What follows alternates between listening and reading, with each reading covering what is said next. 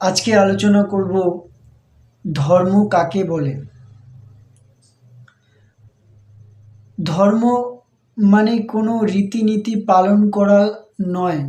ধর্ম মানে কোনো কিছুকে বিশ্বাস করা নয়। আমরা ধর্ম মানে কি বুঝি? কোনো রীতিনীতিকে পালন করতে হবে, কোনো কিছুকে বিশ্বাস করতে হবে, তাহলেই আমরা ধর্মকে পালন করতে পারব। ধর্ম মানে একটি স্বভাব যা তোমার মধ্যে কন্টিনিউ ঘটে চলেছে, যেটা অবিরাম ঘটে চলেছে, সেটাকে তুমি কি করে ঘটাতে পারবে? যেমন আগুন, তার উপরে যদি কোনো বেলপাতা তুমি ফেলে দাও, যদি কিছু তুমি সেই আগুনের উপরে দিয়ে দাও, তাহলে আগুন সেটাকে পুড়িয়ে ছাই করে দেবে। কারণ আগুনের ধর্ম হলো উত্তপ্ত করে দেওয়া, পুড়িয়ে ছাই করে দেওয়া।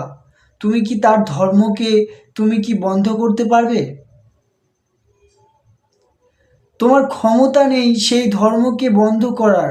তো মানুষের ধর্ম কি করে তুমি পালন করবে? যেটা ঘটছে, যেটা কন্টিনিউ ঘটে চলেছে, সেটা কি তুমি ঘটাবে কি করে? সেই ঘটনা তো অবিরাম ঘটে চলেছে।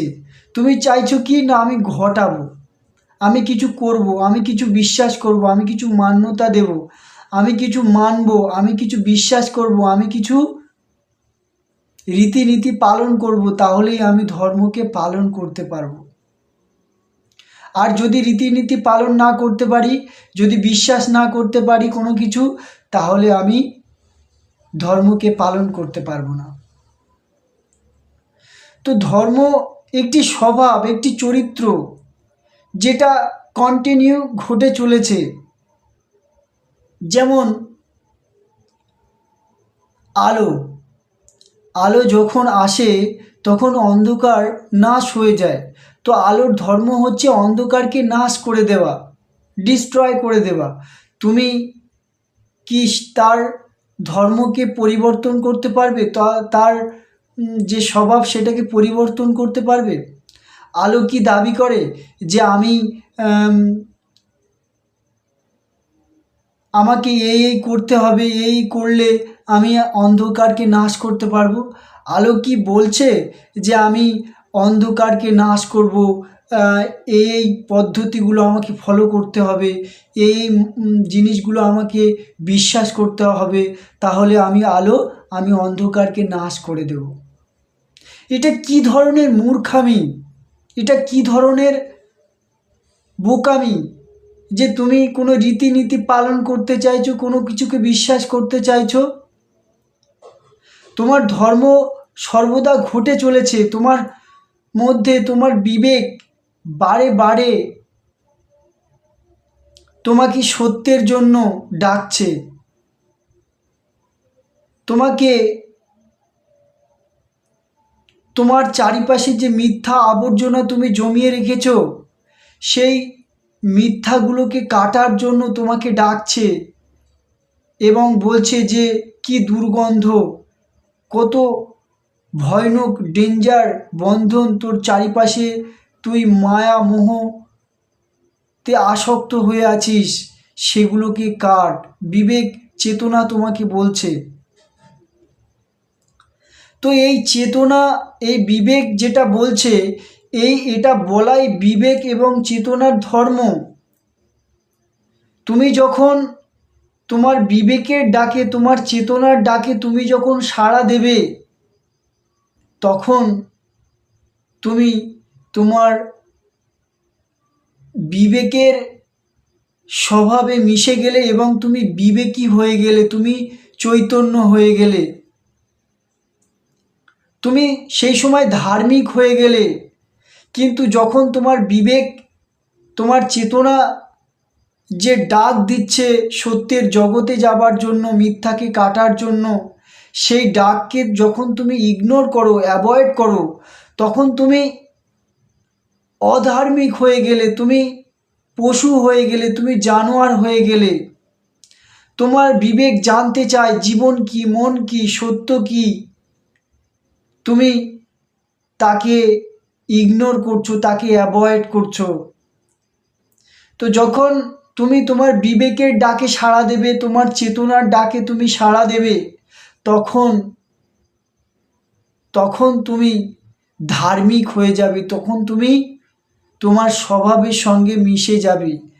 তো ধর্ম তো কন্টিনিউ ঘটছে, তোমার বিবেকের যে ধর্ম, তোমার বিবেকের যে স্বভাব, তোমার চেতনার যে স্বভাব, তোমার মনের যে স্বভাব, তুমি যাই বলো না কেন, তোমার বিবেক, তোমার মন, তার যে স্বভাব তৃপ্ত হওয়া, শান্ত হওয়া, এবং তোমাকে তোমার ডাস্টবিনকে, তোমার মনের মধ্যে যে ডাস্টবিন বানিয়ে রেখেছো, সেই ডাস্টবিনকে তোমার সামনে তুলে ধরা, এটা হলো তোমার বিবেকের স্বভাব। এটাই হলো তোমার বিবেকের ধর্ম, যা কন্টিনিউ ঘটে চলেছে। বিবেক কি কখনো বন্ধ করে দিয়েছে তার ধর্ম? তো তুমি কি করছো?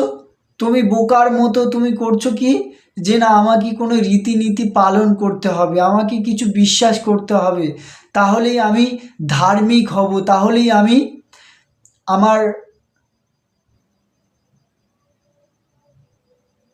ধর্মকে আমি পালন করতে পারবো।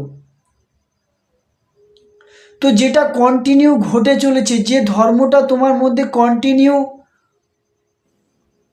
চলছে, সেই ধর্মের, সেই স্বভাবের সঙ্গে তুমি যদি মিশে যাও, তাহলে তুমি ধার্মিক হয়ে যাবে।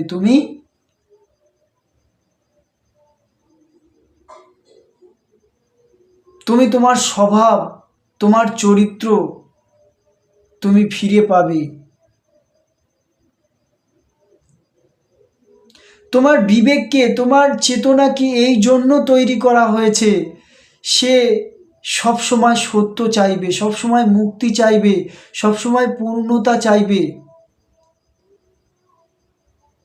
তুমি যদি তার সেই চাওয়াকে পূর্ণ করতে পারো, তার চাওয়াতে যদি মিশে যেতে পারো, তাহলে তুমি ধার্মিক হয়ে যাবে।